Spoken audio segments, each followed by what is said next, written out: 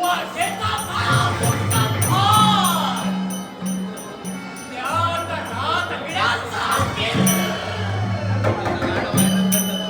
घुबडाचा भूतका कोल्ह्याची कोल्हेकुई आणि या भयान वातावरणात या अरण्यात जाती पावलावणी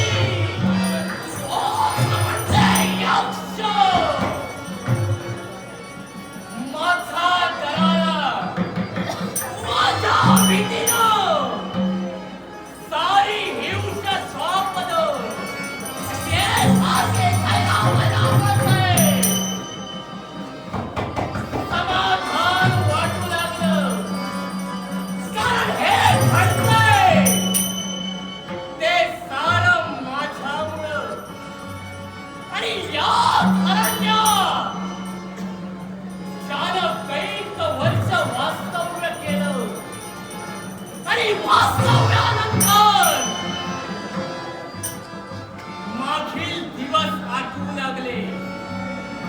तरणेच्या भरा वृक्षाच्या छायेखाली एका लहान अवस्थेत मी निष्ठोन पडलो असतो पण त्याच वेळी माझे निश्चेत्र पडले या साऱ्याच्या दिशेला पाहिलं वरचा निराभार मन सुंदर झालं काही सुंदराचा झालं होतं पण अशा अवस्थेत सुद्धा मी भालावाला मार्गानं मार्गक्रमण करू लागलो ज्याच्या दिशेला जात होतो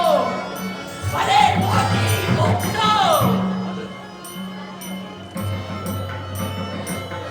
थोडा वेळ गोंधळून गेलो पण लक्षात आलं इथंच आपल्याला वास्तव्य करायचंय पुढचा विचार करायचा नाही कारण या मानवानं जर का पाहिलं असेल सर्वाची माता कोण माझे पिता कोण आणि मी कोण आहे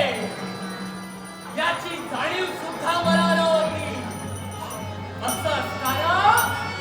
या एवढ्याच्या पदार्थात मी राहिलो पण त्यावेळी ते माझे सवंगडी होते पण कालांतराला हा देह पाहिल्यानंतर प्रत्येकाच्या जीवाचा संताप होतोय का होऊ नये कारण स्वतःच्या भुकेच्या शांतपणासाठी त्या एवढ्या अपराधाचा विचार केला नाही प्रत्येकावर सगळा घालावे आणि स्वतःच्या भुकेचा शांतपण पण असं करत असतेवेळी कैक मानव सुद्धा माझ्या नजरेसमोर आले पण त्या मानवालाही सोडलं नाही कारण जेव्हा जेव्हा मला हिंसा सोबत मिळाला नाही त्या मानवीच्यावर या यक्षानं ताव मारिले कैक उंच कड्या कपाली गेलो नद्या खोऱ्यांचा त्याग केला आणि या अरण्यातून फिरतोय पण एकही भक्त